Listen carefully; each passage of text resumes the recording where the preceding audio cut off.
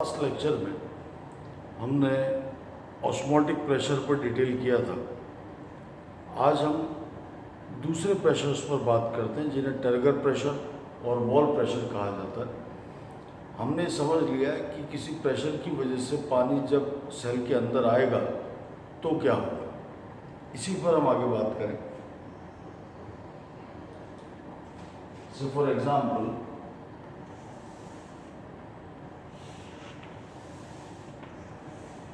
हमने एक plant cell draw किया।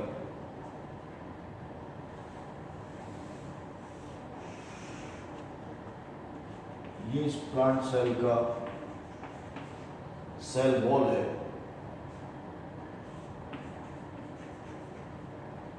ये प्लाज्मा मेम्ब्रेन है।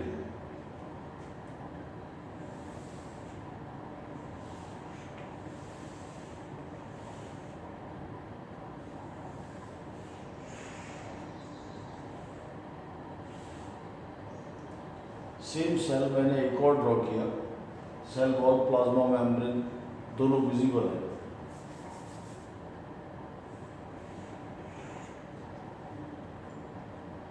इन दोनों सेल्स के अंदर जो मटेरियल भरा हुआ है सेल में फिल्ड है, दैट्स सेल सैप। वही सेल सैप यहाँ भी है। शुरुआत से हमने पढ़ा है कि अगर किसी सिस्टम में सॉल्यूट ऐड करते हैं तो सॉल्यूट ऐड करने पर उस सिस्टम का ऑस्मोटिक प्रेशर बढ़ेगा और डीपी यानी डिफ्यूजन प्रेशर घटेगा। यानी इस सिस्टम को जब मैं पानी में रखूँगा, ये सेलुलर सिस्टम जब किसी हाइपोटोनिक सॉल्यूशन में या पानी में रखा जाएगा तो पानी अंदर जाएगा। And this activity we have already gone through is said to be endosmosis.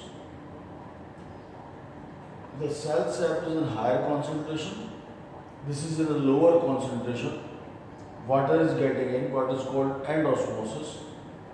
जब ये पानी अंदर जाएगा तो सेल सैप का वॉल्यूम बढ़ेगा। जब सेल सैप का वॉल्यूम बढ़ेगा, cell sap will start to put a pressure on the wall from within. Cell sap अंदर से प्रेशर पुट कर रहा है वॉल की तरफ। इससे क्या होगा, सेल फूल जाएगी, it will swell। This pressure is called as TP, the Turger pressure।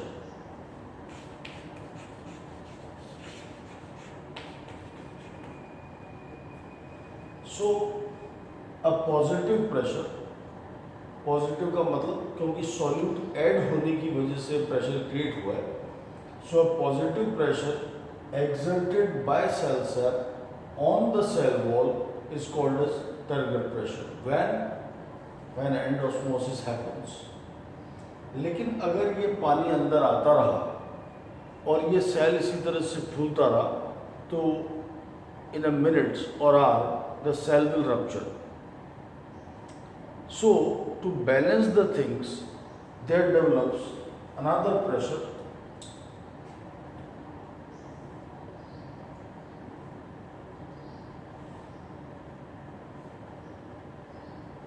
developing in direction opposite to this।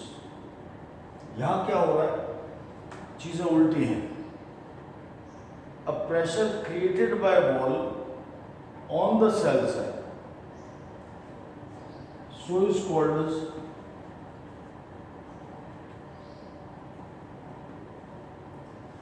wall pressure।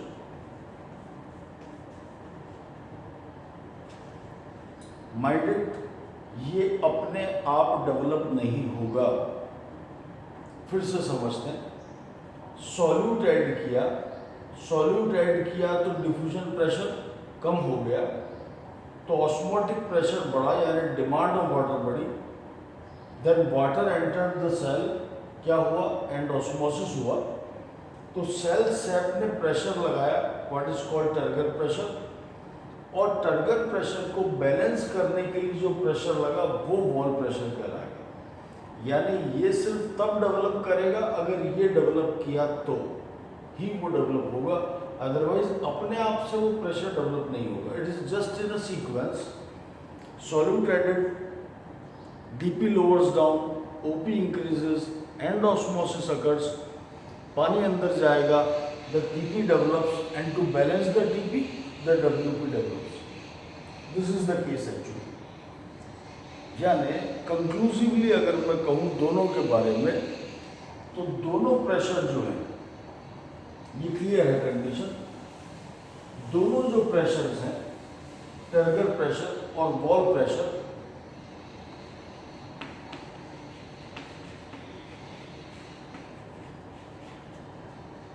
दोनों पॉजिटिव प्रेशर्स हैं, क्योंकि सॉल्यूट ऐड हुआ और पानी अंदर आया तो पानी ने प्रेशर लगाया, इसलिए दोनों को पॉजिटिव प्रेशर ही कहा जाएगा। डब्ल्यूपी नेगेटिव नहीं है, याद रखें डब्ल्यूपी भी पॉजिटिव है क्योंकि टीपी की वजह से ही वो डब्ल्यूपी डेवलप हुआ है। डब्ल्यूपी अलग से डेवलप्ड कोई प्रेशर नहीं है, सिंगली डेवलप नहीं होता है कभी भी। सो क्योंकि टीपी की वजह से डब्ल्यूपी डेवलप हुआ है तो दोनों को पॉजिटिव प्रेशर ही माना जाएगा, क्योंकि सॉल्यूट ऐड करने से ही पानी अंदर आया है, टीपी लगा तो डब्ल्यूपी लगा। So both are positive pressures.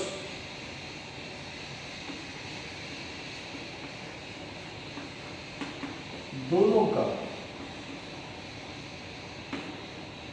Direction opposite है।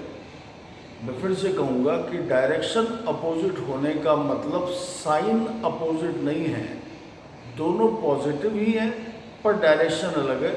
एक टीपी जो अंदर से बाहर की ओर लग रहा है एंड डब्ल्यूपी जो सेल वॉल लगा रही है अंदर की तरफ, सेल सेप पर पुट कर रही है। इसमें हमने देखा कि ये दोनों बैलेंस कर रहे हैं, टीपी सेल को स्वेल करवा रहा है और डब्ल्यूपी सेल को फटने नहीं दे रहा है। यानी अमाउंट ऑफ वाटर एंटर्ड वो डिसाइड कर रहा है कि इससे ज़्यादा पानी अंदर नहीं आना चाहिए। इसका मतलब है क्या हो रहा है, दोनों प्रेशर्स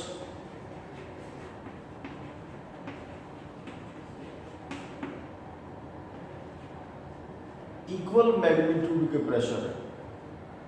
अगर टीपी ज़्यादा होता तो सेल फट जाता और अगर डब्ल्यूपी ज़्यादा होता तो सेल श्रिंक कर जाता। इसलिए दोनों का मैग्नीट्यूड सेम है, तो दोनों पॉजिटिव प्रेशर अपोजिट डायरेक्शन में डेवलप हो रहे हैं और इक्वल मैग्नीट्यूड के हैं। क्या काम कर रहे हैं समझ में?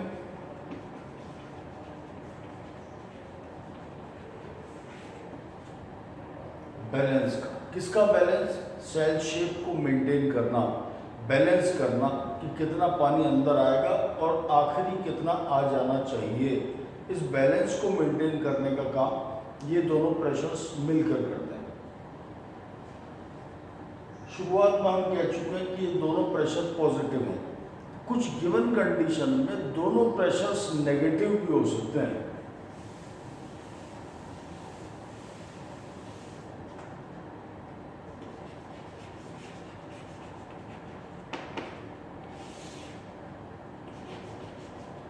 कुछ केसेस में जैसा मैं कह रहा हूं कि नेगेटिव टर्गर प्रेशर हो, वो स्पेशलाइज्ड कंडीशन में सिर्फ है।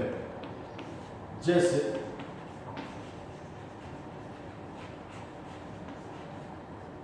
जाइलम वेसल्स में, ये हम ट्रांसपिरेशन के साथ समझेंगे जब हम एसेंट ऑफ सैप की बात करेंगे। दूसरा,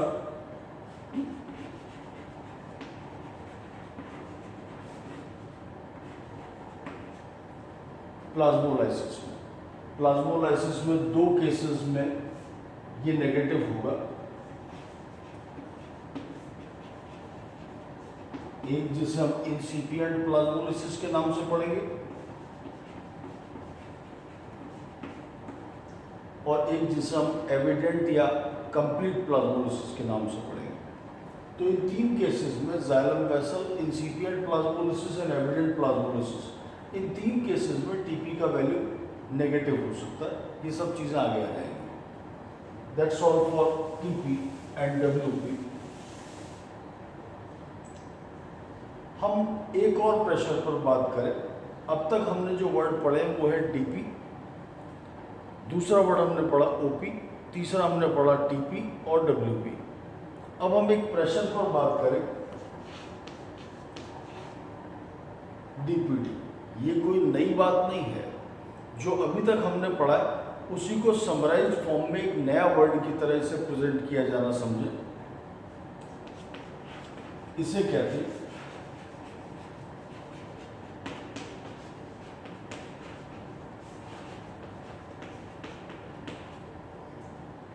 डिफ्यूजन प्रेशर डेफिसिट। नाम से क्लियर है, कमी आ रही है। डेफिसिट का मतलब न्यूनता, कमी। किसकी कमी? डिफ्यूजन प्रेशर की कमी। सिंपल सी डेफिनेशन से हम इस बात को समझें। मान लीजिए मेरे पास एक सॉल्वेंट है,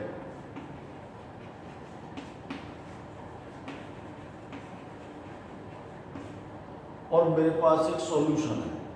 हम ऑलरेडी पढ़ चुके हैं कि सॉल्वेंट का डीपी ज़्यादा और सॉल्यूशन का डीपी कम होता है। यानी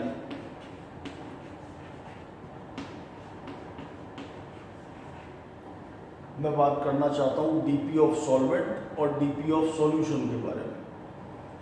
सिंपल शब्दों में अगर मैं कहूँ कि सॉल्वेंट का डीपी ज़्यादा होता है, और हमने पढ़ा है कि जैसे ही मैंने सॉल्यूट ऐड किया तो क्या बन गया? सॉल्यूशन। और डीपी क्या हो गया? कम।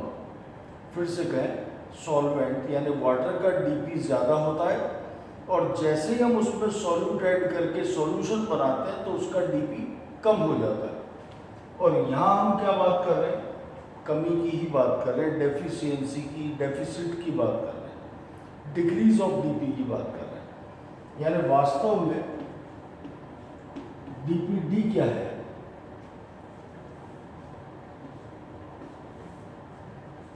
ये रिलेशन डीपीडी, यानी the amount by which the DP of solution is lower than the DP of solvent is called as diffusion pressure deficit. यानी वह मात्रा सॉल्यूट की जब मैं ऐड करूंगा कि इसका डीपी कम हो जाए इसके मुकाबले, तो ये जो डिफरेंस है, ये जो अंतर निकला, इसे डीपीडी कहते हैं। यानी पहले मैं इसे फॉर्मूला की फॉर्म में एक्सप्लेन कर दूं।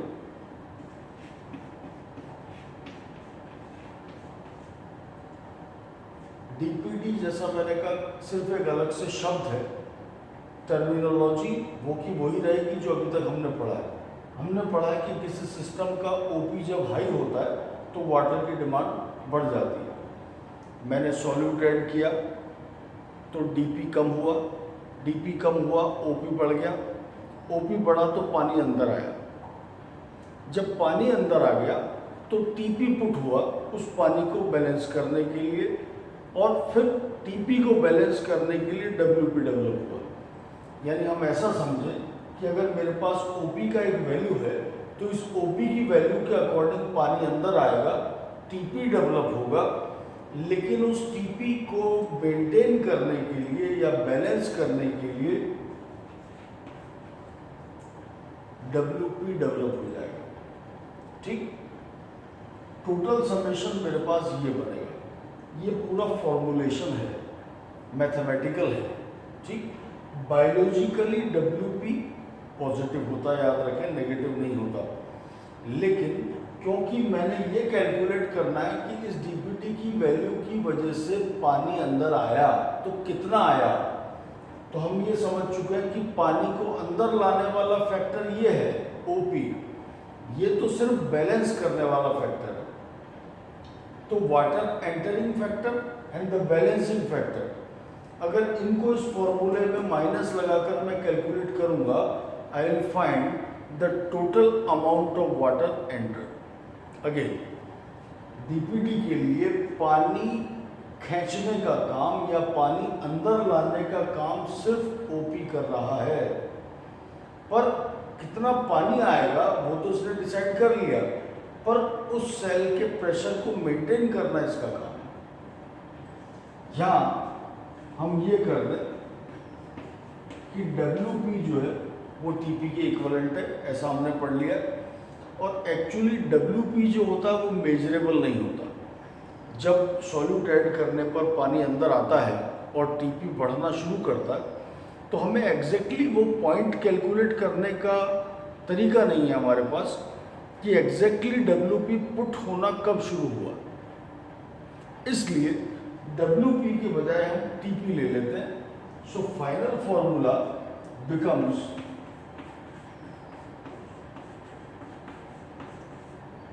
This, the OP minus TP। फिर से याद रखें, DPD के लिए पानी लाने का काम OP कर रहा है, सिर्फ ये सिर्फ बैलेंस करने का काम कर रहा है, जो एक्चुअली यहाँ WP सिंबलाइज है। ठीक है, अगर मैं दो कंडीशन लूं,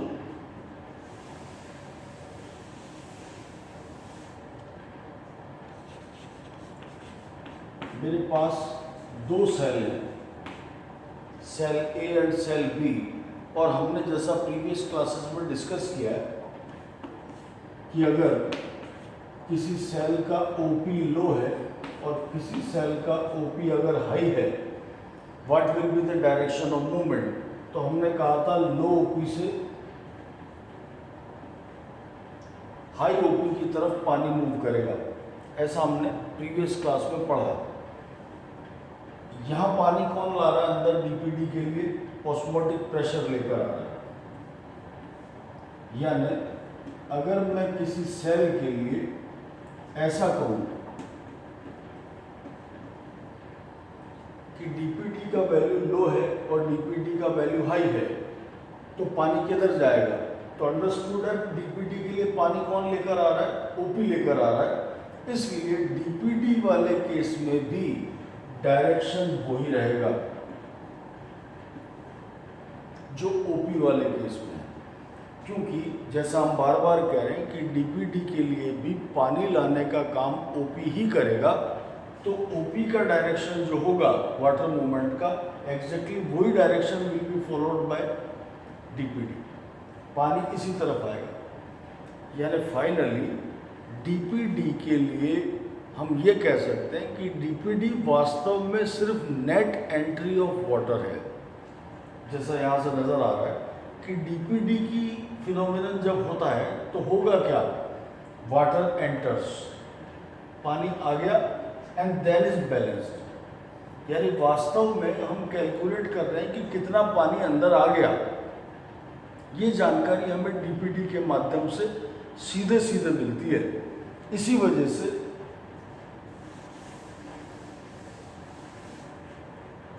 DPD को एक और नाम से बुलाया जाता है, it is also called as suction pressure, क्योंकि DPD की वजह से नेट एंट्री ऑफ वाटर हो रहा है, इसलिए इसे SP या सक्शन प्रेशर के नाम से भी बुलाया जाता है। That's all for today.